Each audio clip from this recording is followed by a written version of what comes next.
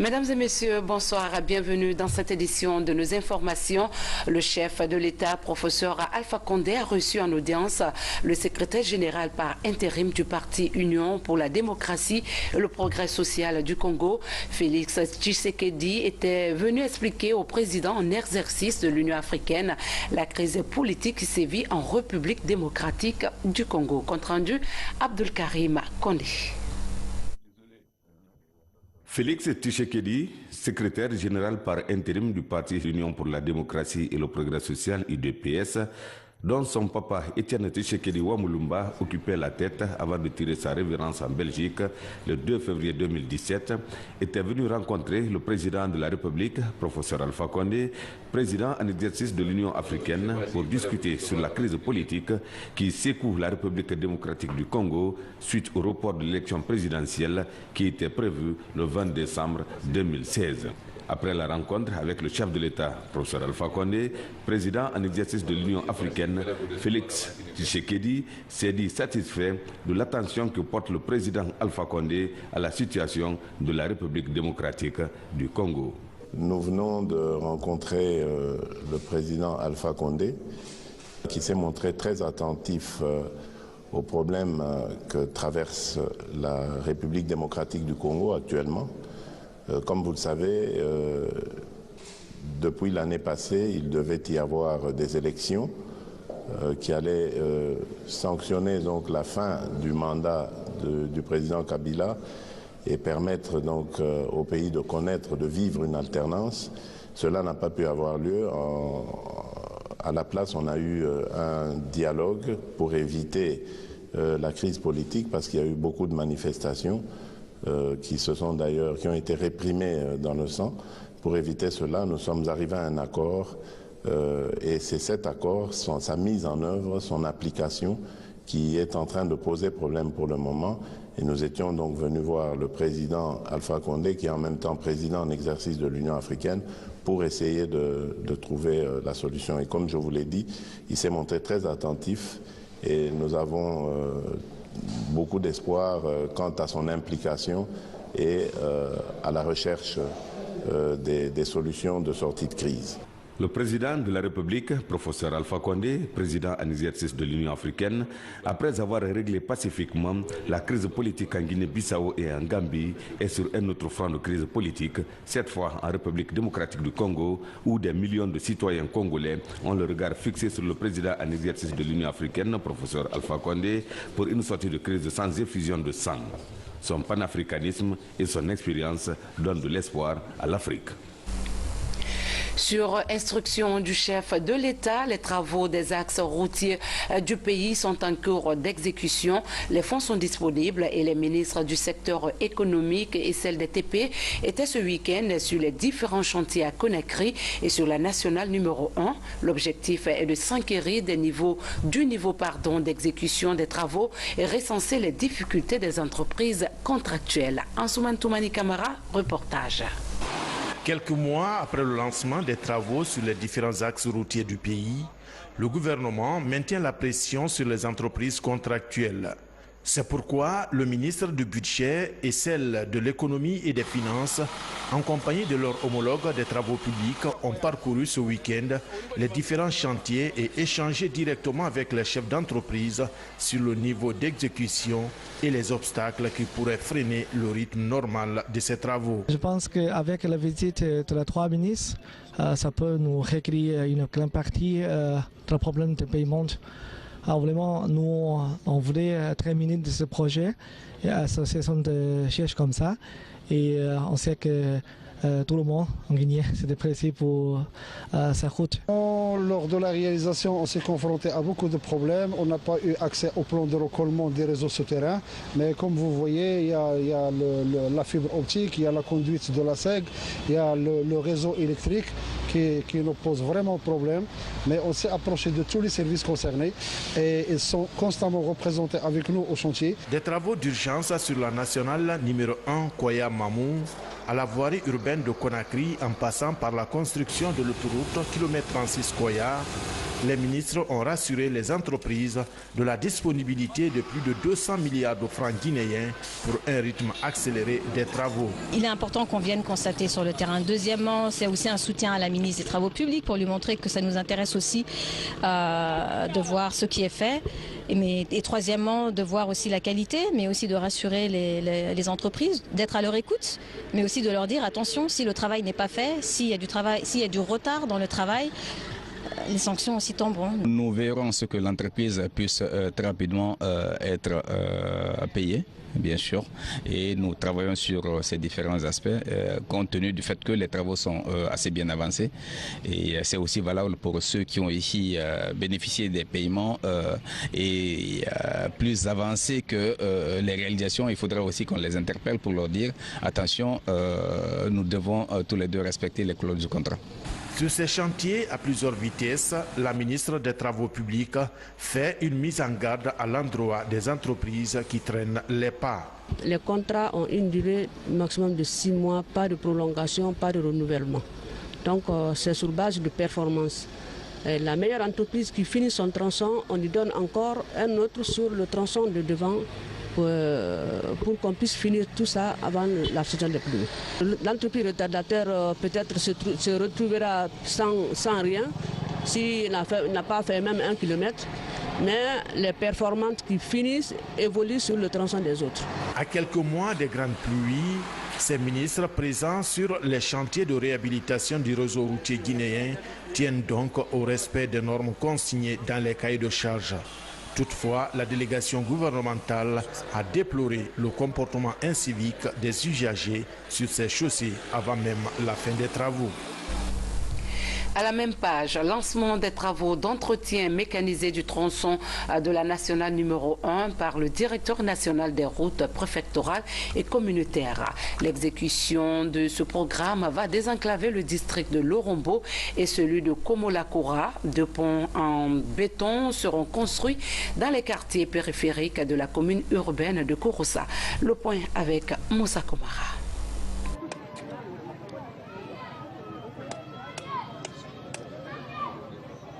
C'était très attendu. La réhabilitation de ce tronçon Carrefour route nationale numéro 1 au district de Lorambo sous-préfecture de Sisela, préfecture de Kouroussa. Cette piste rurale reliant Ouattala à Lorambo a été ouverte en 1946 par l'administration coloniale à cause de sa vaste plaine agricole qui fait 12 000 hectares. Depuis, elle n'a connu qu'un seul reprofilage et c'était en 1946 par le projet Coton. Aujourd'hui est un grand jour. Je suis très réconforté parce qu'il y a de cela plus de 2 ans, nous avions commencé les démarches sur la demande des populations de cette localité. Parce que comme vous l'avez constaté, c'est une grande zone de production d'arachide, d'huile de karité et autres, et qui a une grande densité et également une zone d'élevage. Mais elle est complètement coupée compte tenu de l'état de la route. Je voudrais, au nom des vaillantes populations, à travers vous, remercier et féliciter le président de la République, le professeur Alpha Condé, pour son soutien constant et constructif que vous n'avez cessé d'apporter un changement quantitatif et qualitatif pour le bonheur de notre population dont la liste est longue. Longue de 12 km, cette route communautaire sera réhabilitée par une entreprise locale sous financement du Fonds d'entretien routier. La durée d'exécution des travaux est prévue pour 6 mois. On a fait les 2 fouilles des 2 culées. Nous sommes presque, on a presque terminé. Le désenclavement de tous les secteurs agricoles étant une priorité pour les autorités, nous voici encore dans le district de Kaboukwaria, loin de Lorambo, pour le lancement des travaux de reprofilage de la route du district de Komolakura au carrefour route nationale. Avec une distance de 39 km, les travaux seront exécutés par la même entreprise. Pour le maître d'ouvrage, le compte à rebours est lancé. Voilà, et aujourd'hui, vous avez encore vu la demande. On vient, on pose une première pierre. On nous demande encore de poser encore une autre première pierre. Donc cela veut dire que les besoins sont énormes. Au jour d'aujourd'hui, à la direction, on a plus de 1315 demandes avec nous. Mais il y a des priorités. Ces priorités-là, c'est ça qu'on va voir après la décantation faire face à des choses vraiment criardes. Dans la commune urbaine de Kouroussa, les travaux de construction de 2 ponts en béton armé sont aussi lancés. Tous ces travaux contribueront à faciliter la mobilité des populations, surtout les aider à écouler facilement leurs produits agricoles vers les marchés hebdomadaires, tout en réduisant le taux d'accident de circulation. Dans l'actualité également, le ministre d'État des Transports poursuit sa tournée de travail dans les différentes régions disposant des aéroports. Oyegui Lavogui est allé faire l'état des lieux des infrastructures aéroportuaires pour la relance du trafic aérien. Valérie Talimane. Situé dans le village de Diankana, l'aéroport de Kankan est construit par les Cubains pendant le premier régime. Non fonctionnel depuis 1990, ce service d'utilité publique va bientôt renaître de ses cendres grâce à l'arrivée de la compagnie nationale Guinea Airlines. Selon le constat du ministre, cette piste de 3 km ne demande pas assez pour être opérationnelle. Il faut que très rapidement que la piste soit reprofilée, qu'on mette du bitume dessus pour qu'il puisse se recevoir. Parce que l'avion que nous voulons envoyer à Kankan pour desservir cette zone, c'est des avions à réacteur. Donc c'est pas bon, on ne peut pas rouler sur des pistes comme ça avec des graviers qui risquent de rentrer dans les réacteurs, dans des moteurs. Donc le premier travail à faire, c'est le reprofilage. Outre les travaux de bitumage de la piste, le centre de transmission, les équipements, la météo et la toiture des bâtiments nécessitent d'être améliorés. Présentement, la navigation exige des appareils de haute sécurité. Pour la communication d'abord, nous avons besoin de la HF qui nous permet de communiquer avec tous les aéroports de l'intérieur et avec la base, l'aéroport international de Conakry. Et nous avons besoin de la VHF qui est un appareil de communication d'approche avec les aéronefs qui desservent l'aéroport de Kankan. Donc pratiquement, pour le moment, nous avons besoin de ces 2 appareils pour la tour de contrôle. La reprise du trafic aérien dans le Nabaya a une importance capitale pour les populations de cette voie. Les autorités locales sont engagées à accompagner le gouvernement dans l'exécution des travaux de rénovation et d'extension de l'édifice aéroportuaire. Nous sommes disposés à accompagner le ministère des Transports. Vous-même, vous avez visité la piste. Il n'y a pas la seule chose que le ministère des Transports peut faire ici, c'est de clôturer. C'est de lutter contre la divulgation des animaux. Sinon, dire qu'il va y avoir une agression ou il y a eu une agression sur la piste, cela n'a pas été le cas. Donc pratiquement, nous ne pouvons que affirmer notre disponibilité à accompagner le ministère des Transports. Dans les mois à venir, le trafic aérien sera relancé dans les différentes régions du pays. Une volonté affichée par le chef de l'État dans le but de faciliter la mobilité des personnes et de leurs biens en Guinée. Dans le monde paysan, les projets de développement agricole sont pris en compte par les organisations paysannes et l'Institut de microfinance Yetemali. Cette décision prend racine au cours d'une signature de convention qui leur permettra d'avoir accès au crédit et financer des activités paysannes de revenus à Kindia. Tcherno Ousmane Diallo pour en savoir un peu plus. Le financement des activités agricoles est l'un des problèmes majeurs qui handicapent le développement du monde rural. À Kindia, une action innovante est entreprise pour mettre à disposition des paysans des fonds avec des garanties qu'offrent les structures qui les fédèrent. L'Union des groupements maraîchers de Kindia, l'Association pour la promotion économique de Kindia et le réseau des caisses populaires Yetemali s'associent pour donner un coup de pouce aux activités paysannes dans la région. Les maraîchers de Kindia ont la main. Ils savent aujourd'hui les itinéraires techniques de production des cultures maraîchères.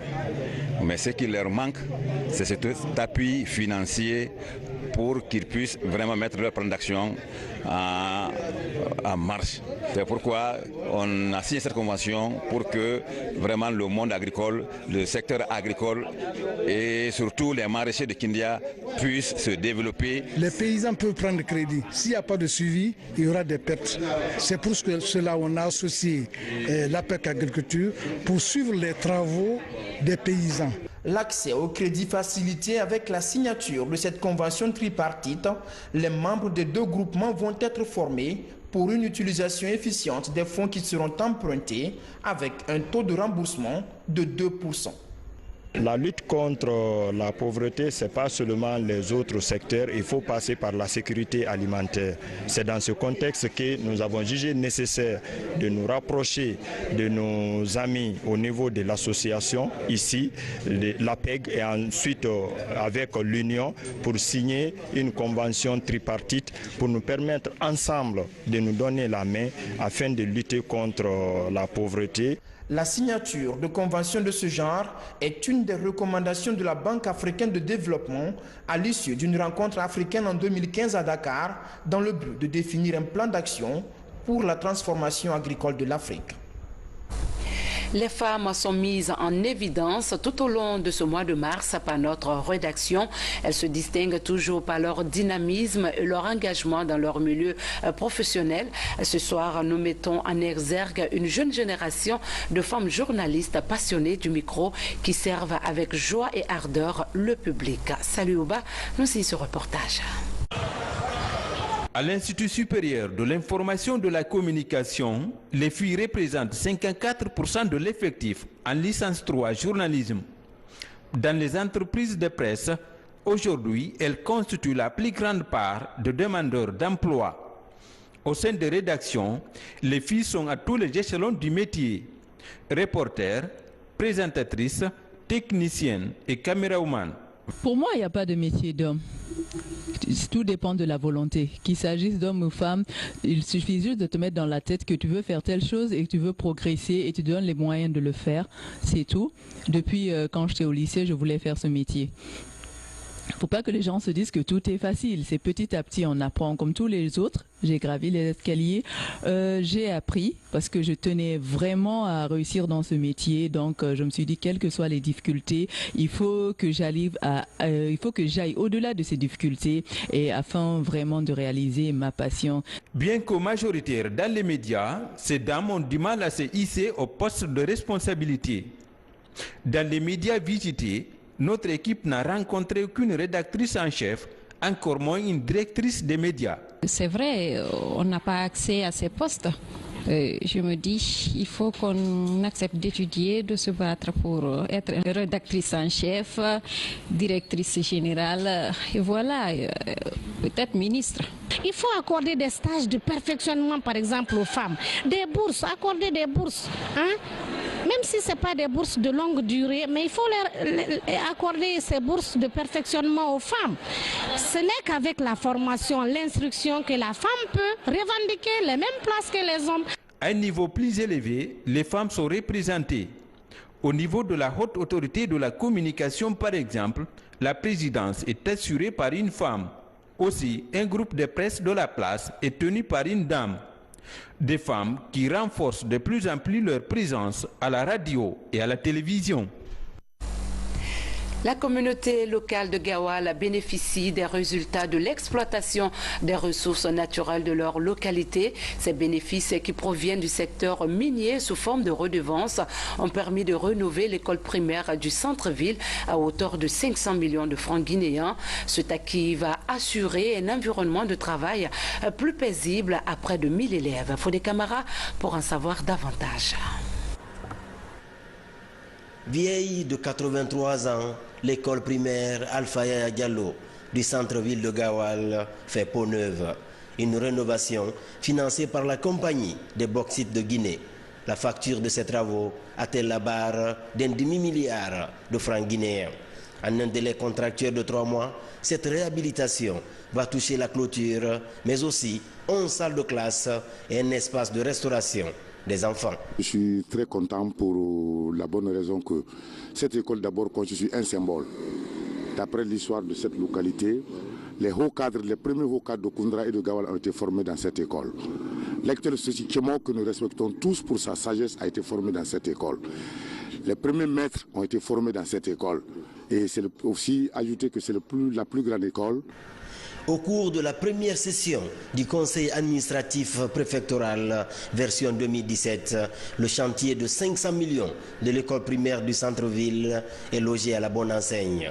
Des actes posés pour le développement, notamment l'extension du lycée de Koumbia, la construction du poste de santé de Wendumburu et d'autres infrastructures d'utilité publique. Singulièrement, merci au professeur Alpha Condé. 83 ans, une école du centre où des ministres sont passés, où le Soti Kemo actuel est passé, on n'a jamais rénové en dehors de rénover une classe par an ou 5 ans ou 10 ans.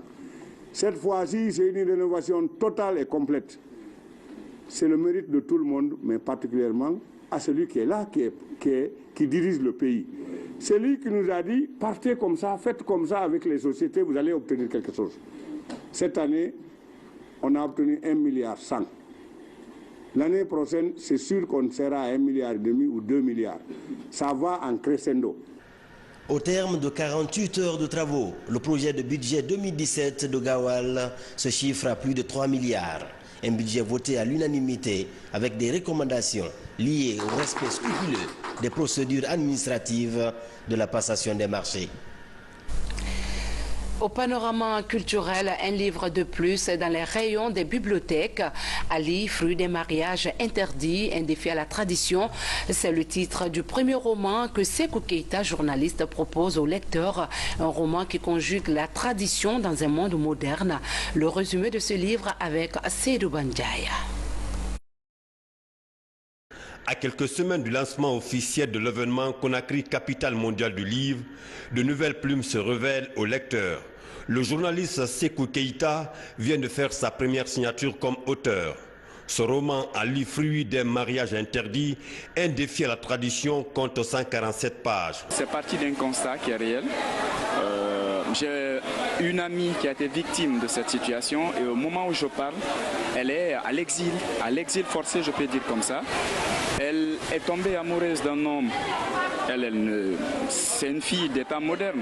Donc, elle et son prétendant, ils ont préparé le mariage, ils ont cherché une maison, ils ont meublé la chambre, tout. Maintenant, ils ont décidé d'officialiser leur union. Ils sont allés vers les parents et à leur grande surprise, c'est la famille de la fille qui s'oppose parce que tout simplement, le monsieur en question porte un nom Doumbouya. Et du coup, on a tout fait. La fille, finalement, elle a préféré fuir que de rester vraiment sans épouser cet homme pour qui elle avait pris de l'engagement. Alors, il y a beaucoup d'alliés, il y a beaucoup de cas comme ça qui se passent sous silence. Donc, j'ai voulu, à travers ce roman, attirer l'attention des décideurs. C'est pourquoi j'ai invité beaucoup de députés, puisqu'ils ont la possibilité de faire une proposition de loi pour que vraiment cet état des faits puisse être pris en considération. La dédicace de ce roman produit par la maison d'édition Elohim a connu la présence de plusieurs personnalités du pays, toutes mobilisées pour soutenir l'élan pris par notre pays dans l'écriture et la lecture. Jeune journaliste qui se lance dans des initiatives pareilles, on doit emboîter le pas parce que on a beaucoup de choses à raconter, on a beaucoup de choses à dire et je trouve vraiment très intéressant l'initiative. Et qu'est-ce qu'on peut dire de plus? Conakry, capitale mondiale du livre, dans quelques jours. Je pense que tout le monde doit s'y mettre. Dans sous peu de temps, la Guinée va rentrer dans la zone de capitale mondiale du livre. Et au-delà de ça, je pense que M. Keïta est à son premier essai. C'est le premier roman qu'il a écrit en tant que jeune écrivain et en tant que journaliste.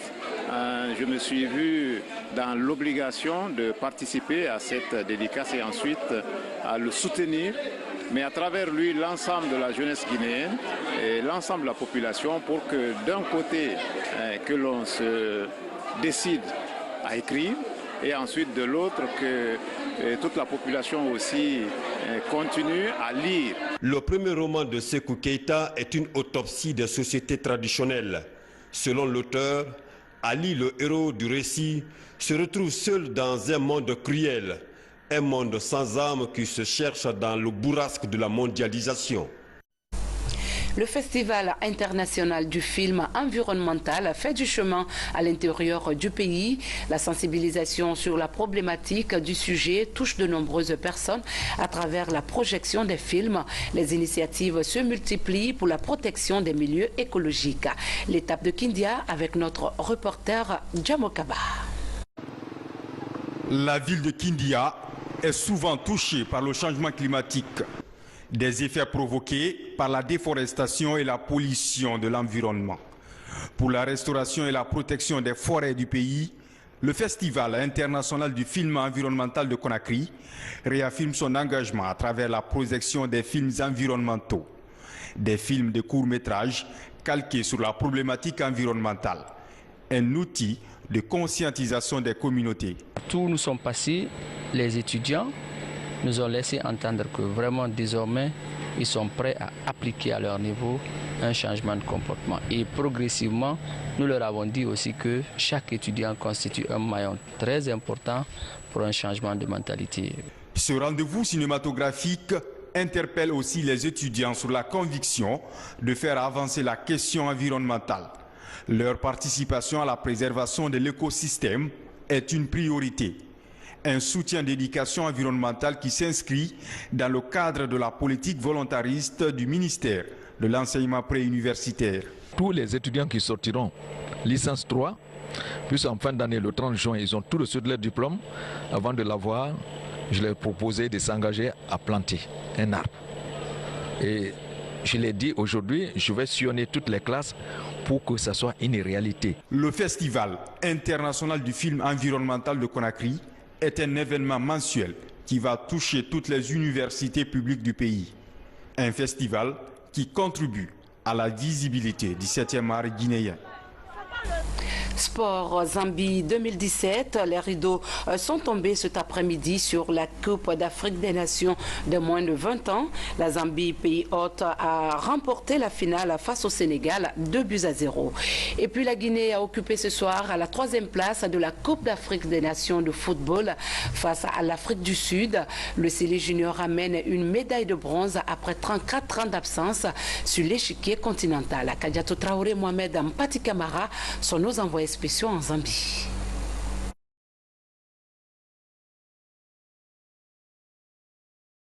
Dans ce match de la 3e place, c'est les Bafana Junior qui ont ouvert la marque à la 5e minute par Liliane Jonathan. 2 minutes après, la Guinée égalise grâce à un autogol du défenseur central sud-africain, Atlego Mohamed. Un but partout et le score à la pause. À la reprise, avec les changements apportés des deux côtés, le match gagne en intensité et c'était mieux pour le spectacle. Ainsi, à la 83e minute, Nabi Bangoura sous un penalty fait le break.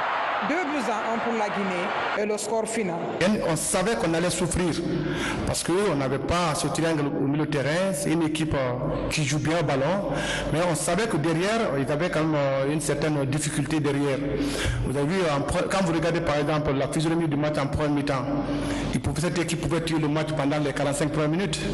Mais après, le fait qu'on a apporté quelques changements, quelques corrections au niveau de notre milieu de terrain, sur les côtés aussi, on a essayé quand même de cadrer bien cette équipe et puis la contenir. Vraiment, je tire chapeau à mes joueurs, je les félicite franchement. C'est une satisfaction générale pour nous, pour tout le collectif, l'encadrement. Ensuite, nous sommes très heureux aujourd'hui de remporter cette 3e place et nous serons très fiers de se retourner à Conakry avec cette médaille de bronze. Ainsi, après 34 ans d'absence, l'équipe nationale junior se retrouve sur le podium d'une phase finale de leur catégorie. Une victoire qui a été acquise dans la douleur car le public du National Eros Stadium était acquis à la cause des Bafana Junior. Fini donc cette 20e édition de la Coupe d'Afrique des moins de 20 ans. Tous les regards sont maintenant tournés vers la Coupe du monde sud-coréenne prévue au mois de mars. Félicitations au Sélé Junior. Voilà, c'est la fin de cette édition. Merci de l'avoir suivi. Excellent suite de programme et bon début de semaine à tous. Bonsoir à tous.